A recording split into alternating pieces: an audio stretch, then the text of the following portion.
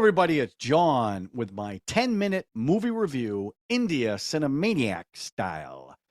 Today I'm going to review the poll winner of last week's poll, which was Ghajini, the 2008 Hindi version, starring you-know-who, Aamir Khan.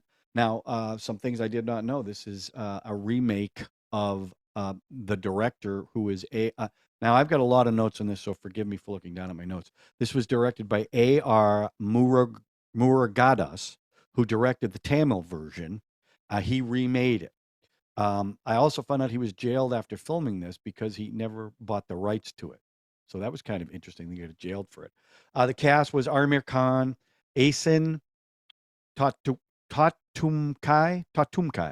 who was from the original, who was from in the Tamil version. This was the first Hindi film.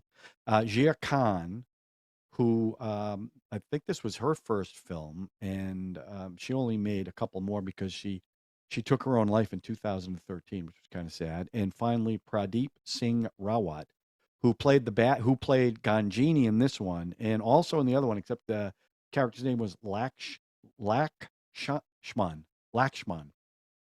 So he was the bad guy in both of these. So they brought them over.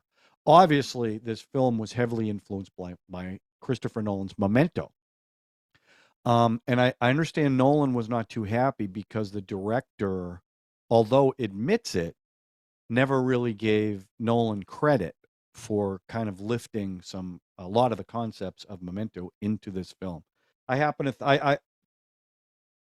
think Memento works better with this theme, but that I'll get into what I think about this movie in a second. So the whole movie is about this character who's got what's called anterograde amnesia, which means he can only remember things for 15 minutes and then he forgets. So he takes Polaroids, he writes notes all over the place, and in the trailer you see this. It was first of all, I liked this film. I didn't love it. I liked it. And the reason why I didn't love it was because the movie is really two movies. It's the story of Sanjay, or we'll call him Beast Mode Sanjay, who's trying to get revenge on the people who murdered was probably going to be his fiance, who is Kalpana, played by Asin Thottumkai. That I loved. Okay, I loved the way it unraveled. I loved the way bits and pieces, his investigation, his performance, the way he looked. I mean, I don't know what kind of working out he did. I know he did a lot for Dungle, but I mean, he was jacked. And, at one point he takes his shirt off to show all the tattoos, and the guy's just absolutely ripped. So that I really enjoyed. The issue I had was the flashbacks when you realize who this guy that is like nuts was, and he ends up being the CEO of a telecom company. What was his name? Sanjay something. I can't remember the last name. Who was, he was dressed really nice by Van Heusen, by the way. And he meets this girl Kalpana. And that was that was such a different tone than the other part of the movie that it was almost distracting to me. Now, that doesn't mean that I didn't like the flashbacks and how they developed their relationship. I actually did like it, but I thought it could have been a separate movie, a love story, right? A love story with some comedy in it. Because the difference in tone between what you saw in the present and what you saw in the past, and I get it, one's about blooming love and the colors were different. That's when the musical numbers hit that didn't have anything to do with the plot. But it was such a stark difference in tone that when you came back to this dark, gritty, serious present, it was kind of jarring. And I think I understand what the director did. He did it because he wants to set up the revenge tour. You know, why is he so focused on revenge? Because they have to build that up. And when she, and spoilers, when she gets murdered, it is brutal. I mean, it was a tough scene. And you know, the reason why he has amnesia because he was getting pummeled in the head by a giant steel thing. Now, the question, of course, I have is why did they let him live? Why didn't they just kill him? Why did the bad guy, Ghajini, let him live after he killed the woman? Because he was the only witness. He didn't know he had amnesia. Maybe he thought he killed him. I don't know. But that's one little logic thing I didn't quite. There were a few others, but let's see what else. At the first scene where he kills the first guy, the cops show up. It sounded like bees buzzing, and I wonder if anyone's caught that, and if there was a reason why they did that. Then this cop chases down the bus, and the cop who was in this was the cop in the Tamil version too, and he kind of goes back unceremoniously. But again, the flashbacks, like the scene where you first meet Kalpana, who's beautiful, and I thought she had a great personality, but like she does this commercial thing. She works for an ad agency, and it was slapstick, and it was such a contrast from what we just saw at the beginning of the movie that I didn't quite understand it. Like I said, it was jarring. Then the second song that they do in a flashback, it was a really it reminded me, and I've said this before. It's like an MTV video. The angles were different. They're quick cuts, very colorful. And I think it was the theme of past versus present, I guess. And then they did that scene where they had like 6 different versions of Kahn. You know, I thought that was pretty cool because for me, it's all Kahn all the time. Um, and then he meets a student. He doesn't meet a medical student. Uncovers his story and is trying to do some research and actually gets to meet him. And she's the woman who took her life in real life, but she was great in this.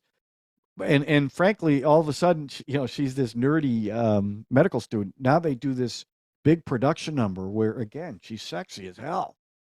And I'm like, where was that? I wasn't expecting that. So that was kind of strange. They do another dance, no, another song on the Skeleton Coast in Namibia.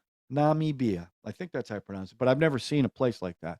And I always say in my reviews, I like to be taken to some place I haven't seen. I would love to see that place again in another movie. Um, and so I thought, like his performance, if you look at this movie, he played 3 distinct characters, right? He played Sanjay, the CEO, cool, calm, collected. Then he played Suchin, I think was the name, where she didn't know he was this big CEO. He didn't tell her because he wanted to make sure that he was in love with him. She was in love with him, not for his money. Sachin was his name. And then he plays the beast mode Sanjay.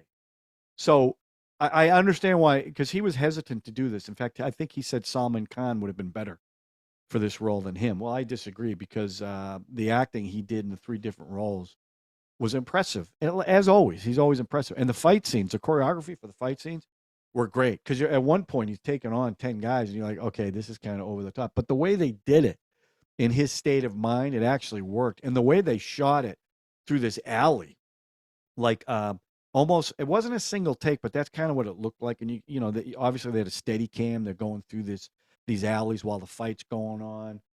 I thought that was really, really cool. And I know the ending was different than in the Tamil version. And a big part of that was because Khan wanted to end it a little differently and rewrite some of the dialogue. And the director actually said that Khan's ending was better than his ending, and he thought it made the movie better. So yeah, I that's my biggest complaint about this movie. But I tell you, I really, really liked it.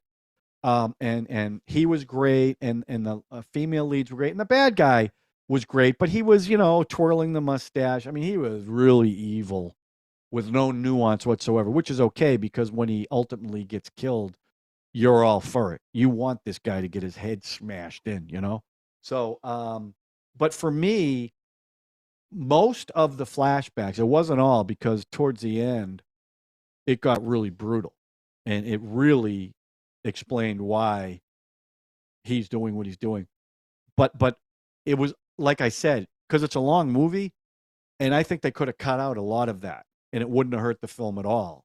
Where I think it was a little for me, and I know that we always talk about tonal shifts in these movies, but that was just too stark for me. It was distractingly stark.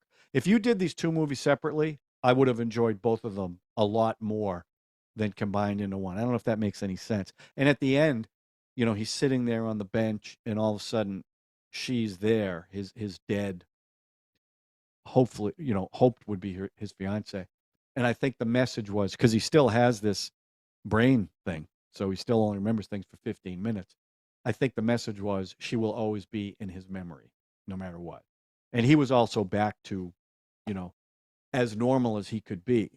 Um, so that's what I thought of it. I think, I don't know about the other four movies that were on the poll, but I really, again, I'm such a huge fan of Kahn and his acting, and he was wonderful in this. And I really did. There were things about the movie I really liked, and my biggest criticism is what we talked about. Some of the logistical stuff doesn't make any sense, but I didn't care. I was into the character, and I was into unraveling the mystery. So that's my little review there. So the next film, I'm going to put out another poll based on some of your feedback. But the next film I am going to review is one that a lot of you have been talking about, and it's the film Barfi. Um, and I'm looking forward to that. I don't know anything about it. I just saw the poster, and it looks like it's going to be a fun movie. But you know what? The more I learn about Indian cinema, what I see on the poster doesn't necessarily translate to what I'm going to see in the film. Anyway, that's my review. I hope you enjoyed it, and as always, I appreciate you guys supporting this and our all our shows in the on the channel. So I hope I've earned your subscription, and please hit the notification button, smash the like button. As you know, and I keep saying, it really does make a difference. So thanks a lot, and we'll see you next time with Barfi.